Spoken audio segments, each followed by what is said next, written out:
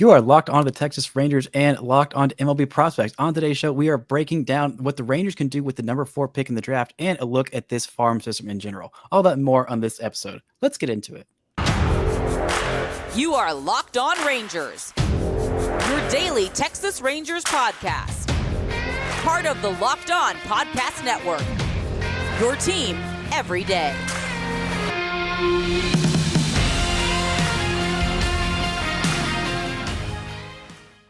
You are locked on to the Texas Rangers and locked on MLB prospects. I'm Bryce Patrick, host of the Locked On Rangers podcast. Joining me today is Lindsey Crosby, host of Locked On MLB prospects. Oh my goodness, I can talk so good. Before we get into that Alabama education. It's that Alabama education. I tell you what, before we get into today's show, it is brought to you by Game Time. Download the Game Time app, create an account, and use code LOCKEDONMLB for $20 off your first purchase. Last minute tickets, lowest price guaranteed. On today's show, like I said, we are breaking down what the Rangers can do with the number 4 pick in the draft. We're talking about Evan Carter, a top 10 consensus overall prospect in baseball, and a little bit about these young farmhands that are no longer farmhands and actually contributing players at the big league level. Lindsey, how are you doing today? I am good. I do want to point out that as an Auburn grad, I don't sound like that. So just, you have to fire the shots at the Alabama guy whenever I can, it's back there. It's back there. Yeah. I'm wearing a Vandy Boy shirt. So, I'm all kinds of confusing, and my Texas Tech bias showing out in my Alabama time and my occasional Alabama accent in my Vandy Boy shirt. No one knows where I'm from. Honestly, I'm just an absolutely confusing figure. But I do want to get into the draft. I've talked a little bit about the MLB draft so far, not very much. Most of my draft coverage on my show has been, hey, that Paul Skenes guy is pretty good. And the Not wrong. Yeah, not necessarily insightful, but not wrong, for sure. The Rangers had the, I believe, 7th worst record in all of baseball last year and benefited from the first ever MLB draft lottery. They jumped all the way up to the number 4 pick after last year having a 94 loss season, despite having an expected record, according to their Pythagorean record, of 77 and 85. So bad record in actual games, good record in the draft lottery. And it seems like this is if they could jump up in a draft class, I don't think they're going to be in the lottery this year unless something goes just horrendously wrong, which I don't anticipate happening. Even then, it would take a lot. But it seems like this is a pretty good draft class to jump up into the top 4. Yeah, so coming off of 2020, where you lost that year, you had so many guys that went to college instead. And so the 23 class was seen as a pretty good class. The 24 class is going to be a good class as well. But it's seen as rather deep. And the Rangers were in a weird place because, yes, you have a pick in the top 4, but you also don't have a second or third rounder. And so the slot value for number 4 overall is like $7.7 million, but your entire bonus pool is just under 10. It's a really weird, it's like the 16th largest bonus pool, yet you have a top 4 pick. So that number 1 pick is rather important because 1, you lose the money if they don't sign, but then 2, you don't have a lot of extra funds to go out and buy guys out of college commitments. So you got to kind of nail that number 4 overall pick. Yeah, it seems like there's a lot of good guys in the top 5.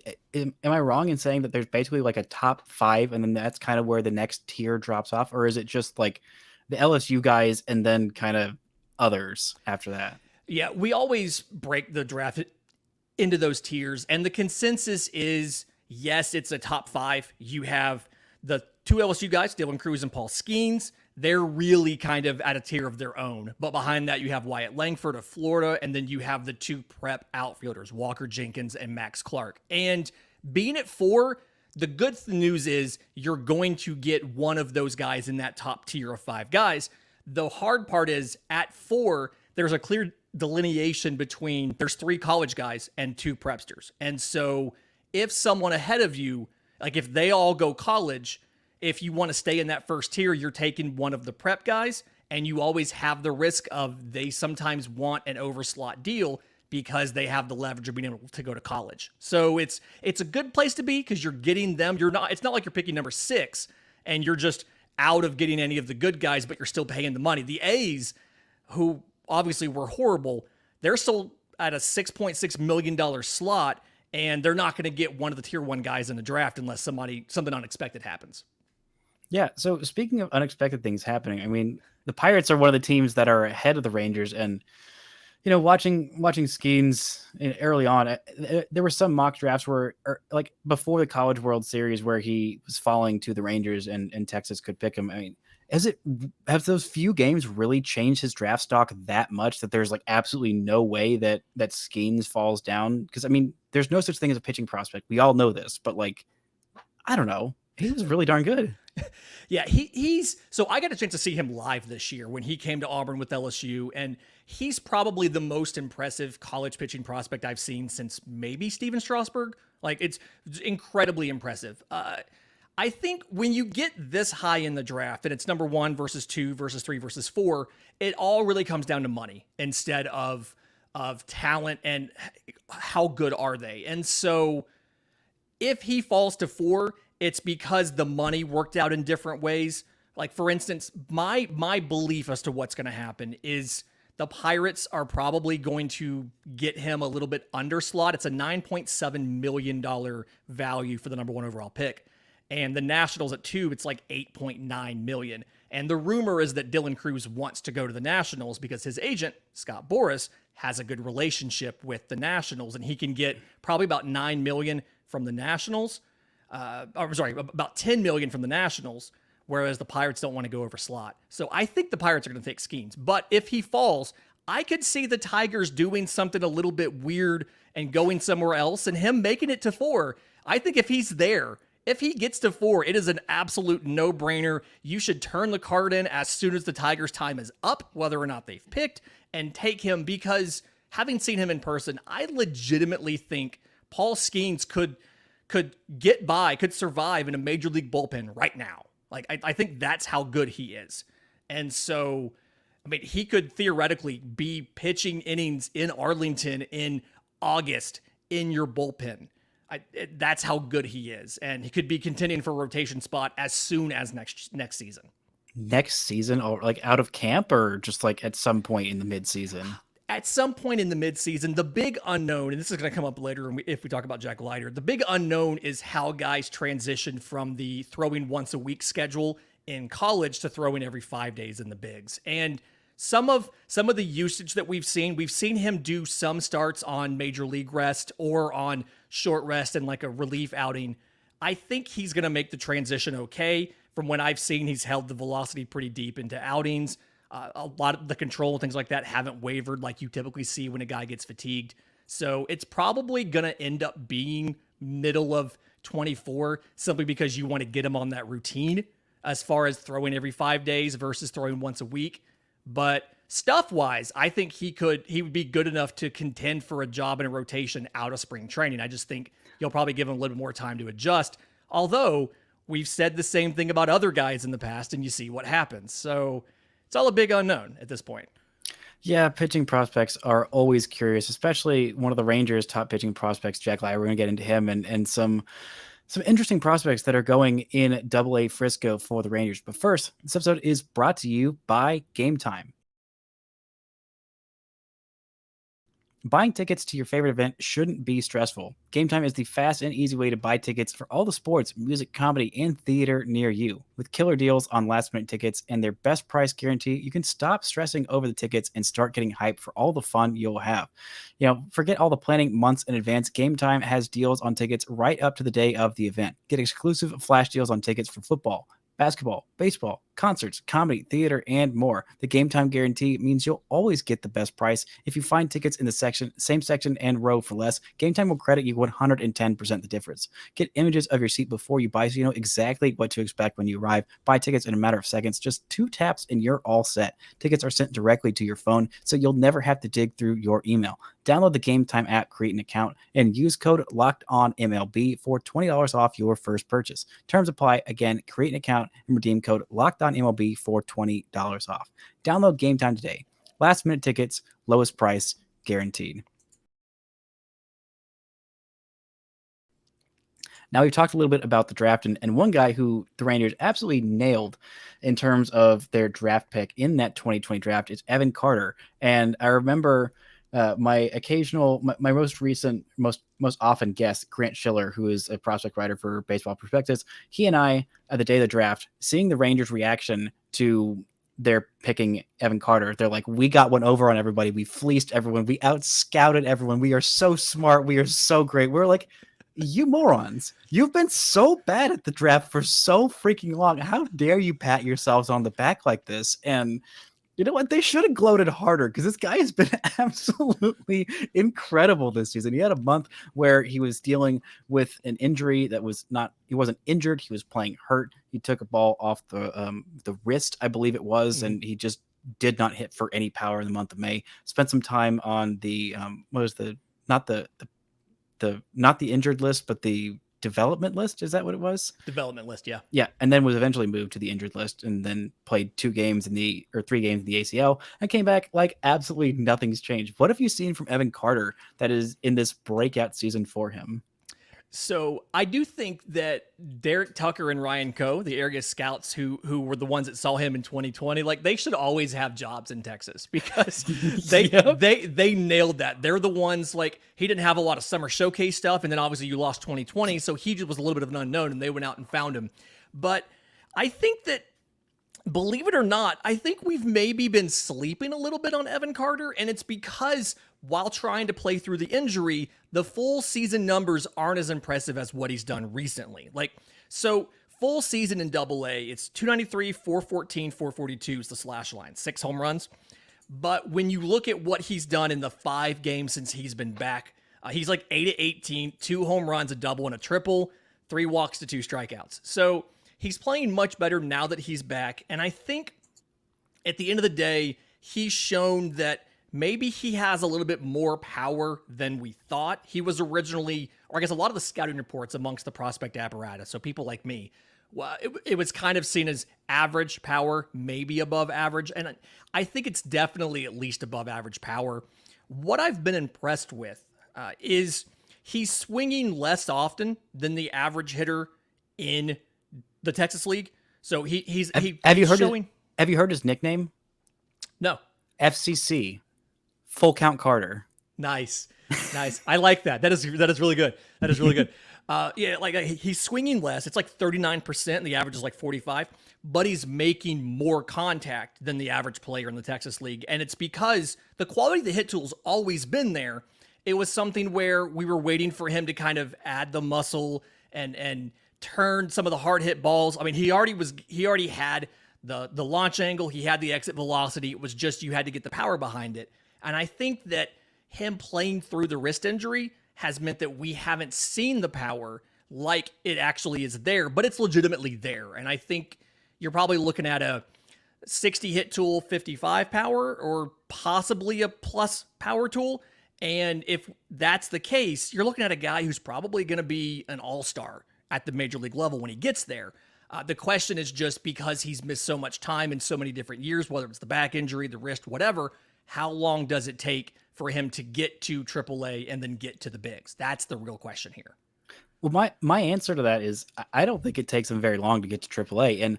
And the fun thing about this Rangers team doing so well right now is that, like, every position, if you go and look at the Rangers roster, the everyday guys, almost every position is pretty much locked down for the next like several years. I mean, you got like catcher, first base, second, shortstop, third, left field, right field, center field, even DH is the only one where there's really like a question, like Garver's going to be a free agent after this year. But like there was a lot of talk in April and mainly April when Evan Carter was killing it, and a little bit in early May. It was like, okay, do they need to call Evan Carter up to go play center field every day? Because this Leody Taveras guy, he had a oblique injury to start the season, and he just like wasn't doing very well. And then in the month of May, Evan Carter, was playing through that injury and didn't do very well. And Leody Taveras hit like 350 or something for a freaking month. And it's like, oh, okay, maybe you don't need to rush this kid to the big leagues. We've got time. But like, he is still so young. He is 20 years old. He doesn't turn 21 until August. And he has already played 52 games, excluding the championship series experience that he had in AA. He came up when he was like just about to turn 20, last year. And in 52 games in AA, he's got 248 plate appearances, an 898 OPS, hitting over 300, on base of 427 and slugging 470. Like, the guy is insane at age 19 and 20. Like, it's not, yeah. he can't even buy a beer yet.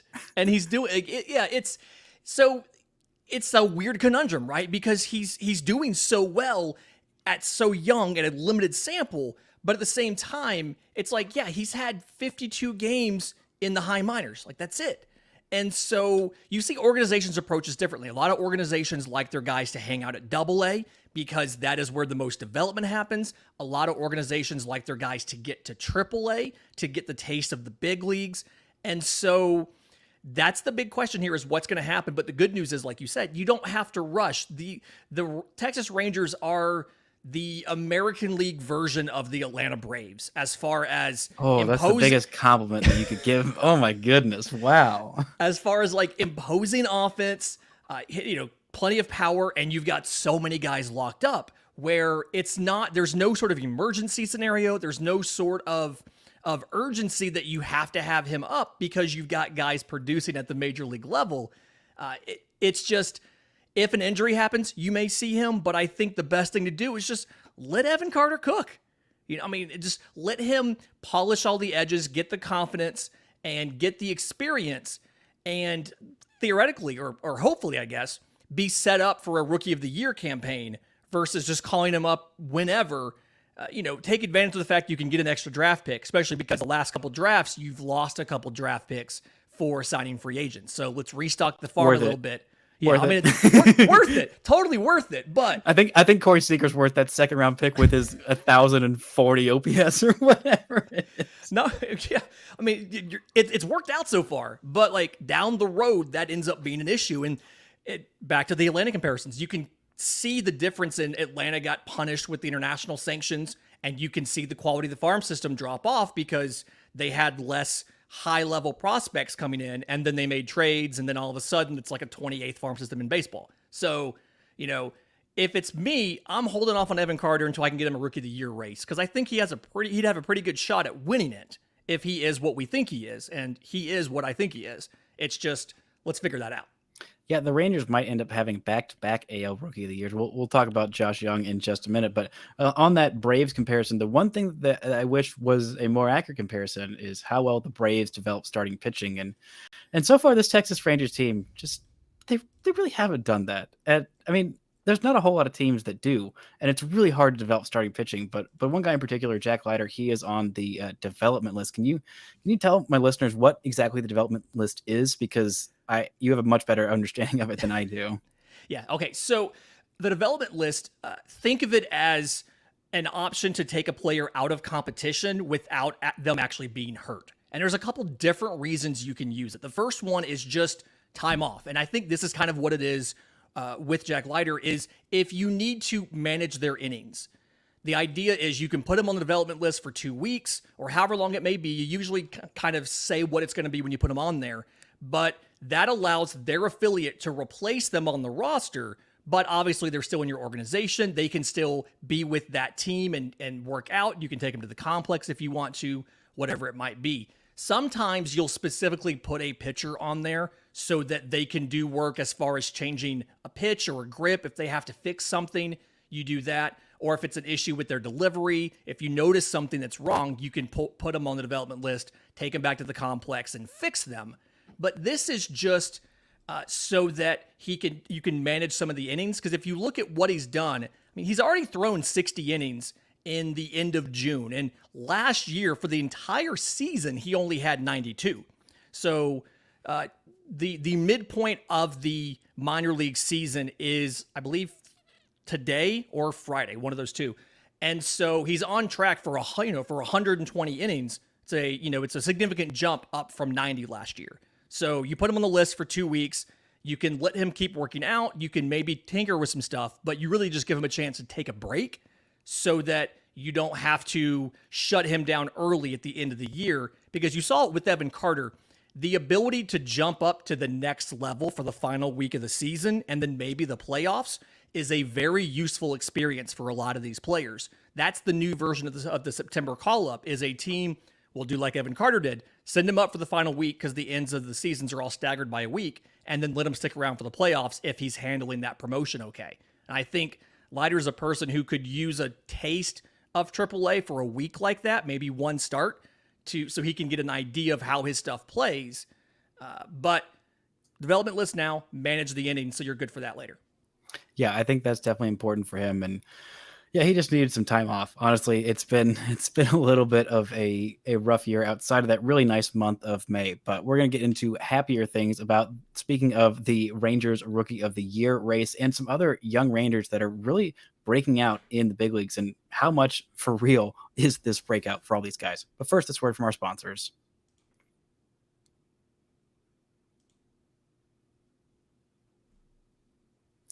Now, the Rangers are full of some young guys who are absolutely crushing it this year. Well, really a team full of guys who are absolutely crushing it. But there's three youngins in particular, including one actual young man, Joshua Jung, my boy, 25 years old, finally getting to be healthy, finally getting his chance. Probably could have been an everyday big leaguer a couple years ago, but a couple injuries really set him back. And now we are seeing the greatness of Josh Jung. Are you surprised by what he's done so far this year? Because I can't say that I am, particularly outside of his defense at third base. I was going to say the big thing that I kind of have to give him his flowers is the defense. I was one of the people who was a little bit down, I guess, on his defense. I figured he'd be below average, and I didn't think it was great. I thought it was fine. It just wasn't great, and he's looked really good at that.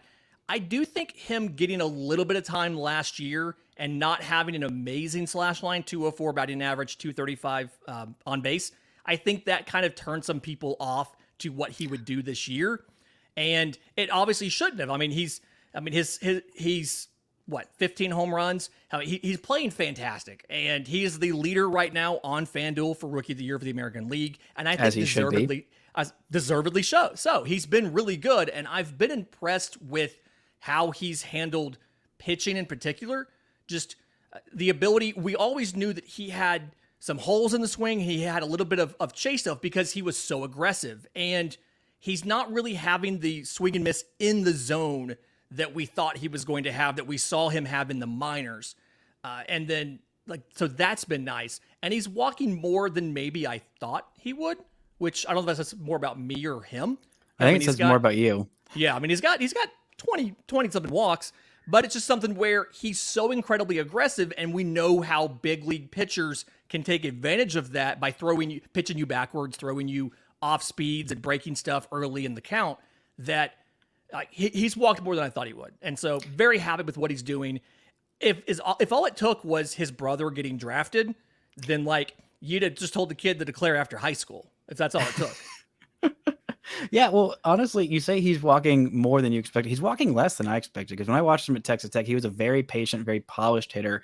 He was aggressive, but he was a little bit more patient. He had more walks than strikeouts in both of his final 2 years at Texas Tech. 39 walks to just 32 strikeouts in his sophomore year, and then 53 walks to 43 strikeouts, and on base of 491 his sophomore year, and an on base of 474 his junior year. Also, as a freshman, a 395 on base, just kind of bonkers. And, 1100-ish OPS his last 2 years in college. So I've watched this guy for a long time. I've been a big believer in him and his work ethic, and the fact that I'm not doubting this guy. I'm not putting any limits on this guy because he has such a high work ethic. I give him a comparison, not in terms of the player that he is, but just in terms of the outworking expectations consistently to Paul Goldschmidt, a guy who was drafted out of Texas State, who was just had basically no expectations on him, and just every single facet of his game kept getting better and better and better and better, and everyone's like, okay, I guess this guy's really good. I'm not saying that he's gonna win an MVP like Paul Goldschmidt, but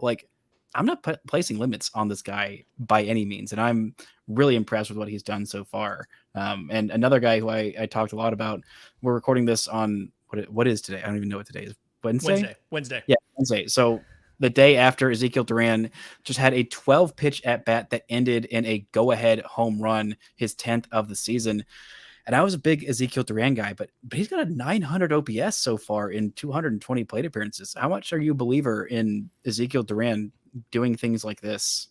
The big thing for me is looking at last year to this year is he's got a lot better with making contact against breaking balls. That was kind of his issue. And when you saw him come up last year, he played, he has about a similar sample. It was around 60 games last year, and it's been around 60 this year. As of right now, there are exactly 220 plate appearances last year and this year, as of this recording, because I just talked about this like an hour ago or 2 hours ago, whenever I recorded today's show.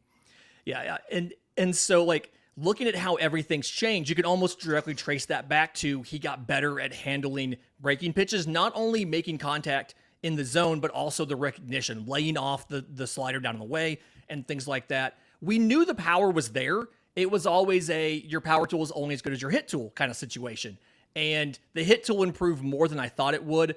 I've also liked the versatility that he's shown, playing a lot of different positions, obviously, is valuable when you have just about the entire infield locked up for a decade. And so I mean, he's found a way to force himself on the field. And like, it's something where, I mean, he's played himself into a fantasy relevant utility guy, whereas that's not necessarily, we didn't know if he'd get there or not this time last year. So again, flowers to Ezekiel Duran. Great job on that trade. I know you had to lose your large adult son, Joey Gallo, to do it, but it's worked out so far. I still haven't admitted. I mean, an unbiased person would say that the Rangers won that trade. I don't know that I can say that and forgive myself for it. But an objective person might probably say that. I won't, but someone would. But the other guy who has done well, I mean, Ezekiel Duran playing shortstop was actually playing it well at the big league level was a huge plus for me.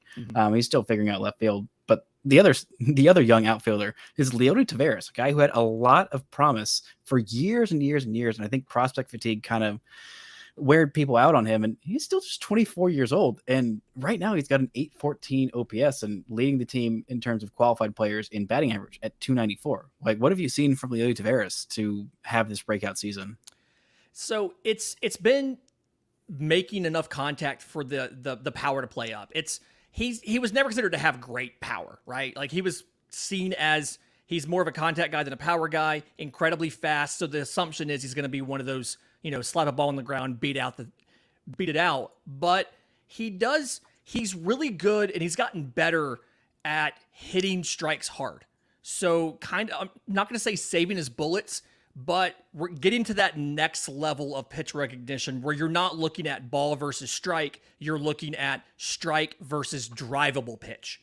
And so I still think the overall power ceiling, like just the raw power in him, isn't anything special, but he gets it into games because he's done such a really good job. And we knew he was disciplined already, but just a really good job at understanding how a pitcher's going to attack and spotting, this is a pitch that I can do damage on, and then putting it where he needs to put it. So that's been impressive. Obviously, you love the defense. The arm has been as good as we thought it was. The speed is fantastic. But it's really just been the ability to recognize that second level of pitch recognition has been what's taken him to the next level.